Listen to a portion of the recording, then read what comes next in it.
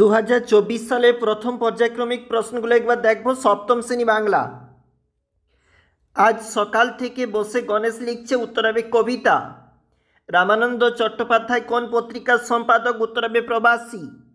দৈবের বসে জীবতারা কোথায় খসে পড়তে পারে? উত্তর হবে প্রবাসী। তাই তো সহস্র পাখির কলতানে আজ দিগন্ত মুখর কলতানে হবে। পরেরটা দেখো, নিচের কোনটি তদ্ভব শব্দ? উত্তর হবে কাজ।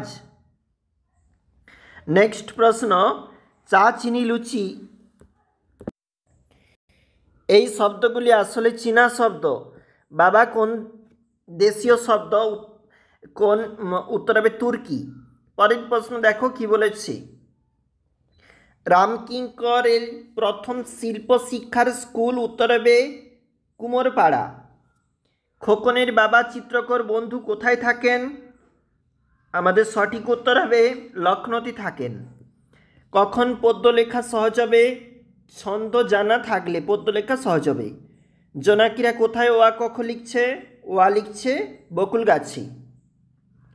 ছেড়াদ্দ হাত কোনটি কি শব্দ? ছেড়াদ্দ অর্ধ তৎসম শব্দ, হাত তদ্ভব শব্দ। খণ্ডিত শব্দ কাকে বলে? কোনো সম্পূর্ণ শব্দের কোনো একটি অংশ এককভাবে প্রকাশ করলে এবং ভাষায় ব্যবহার করলে তাকে খণ্ডিত শব্দ বলে। মিশ্র শব্দ কাকে বলে? তৎসম, তদ্ভব, দেশি বিদেশি শব্দের মধ্যে যে কোনো এক শ্রেণীর শব্দের সঙ্গে অপর শ্রেণীর শব্দ বা প্রত্যয় যোগে যে নতুন শব্দ গঠন হয় তাকে মিশ্র শব্দ বলে। বিদেশি ও তৎসম শব্দযোগে দুটি সংকর শব্দের উদাহরণ দাও। উত্তর হবে জল হাওয়া এবং হেড পণ্ডিত হবে। কালিয়ার বনে কিভাবে যাওয়া যায়?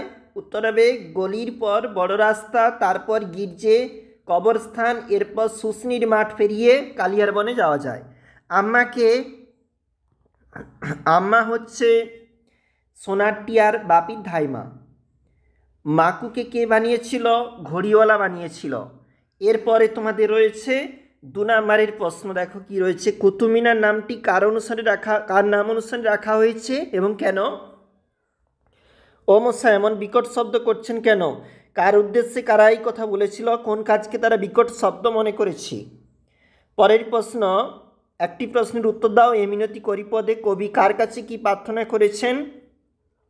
এবং পরের প্রশ্ন, মাতৃভাষা কবিতায় কবি মাতৃভাষার কাছে ফিরে আসাকে কোন কোন বিষয়ের সঙ্গে স্পষ্ট করেছেন?